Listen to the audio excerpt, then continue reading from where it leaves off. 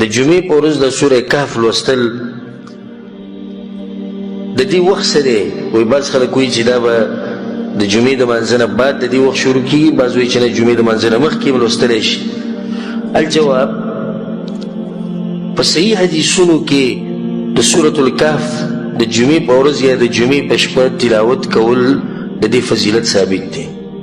او یو به ترې ووایو، امام حاکم امام بیهقي دا روایت راوړی دی، رسول صلی من قرأ سورة الکهف فی یوم الجمعه، چا چې د جمعې په ورځ د سورة کهف تلاوت وکړو الله سبحانه وتعالی به دله یو رڼا ورکړي، او د دغه جمعې نه واله د بلې جمعې پورې یو ناشنا قسمه رڼا به الله دله ورکړي. په بعض حدیثونو کې ورسره لیله ټکی راغلی د شپې.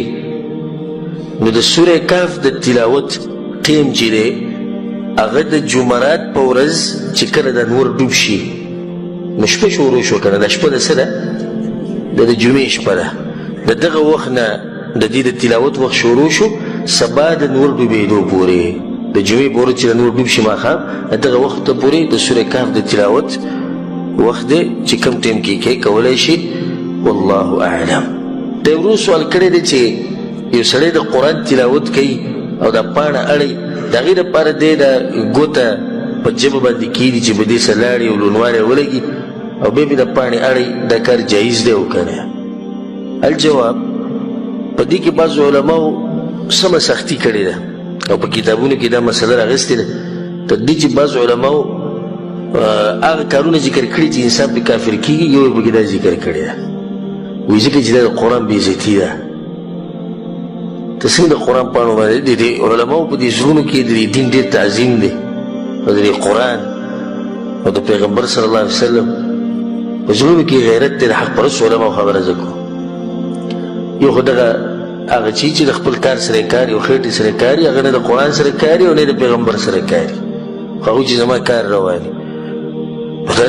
علماو په دې باندې اوږده لیکل کړي، خو صحیح خبره دا ده چې په دې کې څه حرج نشته، په شرط د دې چې د بېادبۍ په نیت نه یې.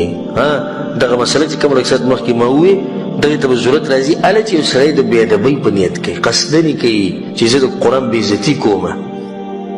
خو چې یو سړی د قرآن بېعزتۍ په نیت یې نه کوي نو په دې کې څه حرج نشته. بعض علما وایي داسې یو کار کوه، تا ته ضرورت راځي د پاڼه اړې، نو داسې یو سپنج یو کپړه یا ټیشو ځان سره خوا کې کښېږدي چې هغه لوني، نو چې کله ته د قرآن پاڼه اړې په هغې باندې ګوته یې چې معمولي ولګوه بیا پې پاڼه واړوه، نو دغه مسلې نه بلکل څه شوې، بلکل ترې ووتې او د هغې نه بچ شوې. الله سبحانه وتعالی دې زموږ په دې زړونو کې د قرآن سره د مینه محبت ښه ډېر کړي، او الله سبحانه وتعالی دې د قرآن دغه تعظیم دا قدر د زموږ په زړونو کې برقرار ساتي د مرګه پورې.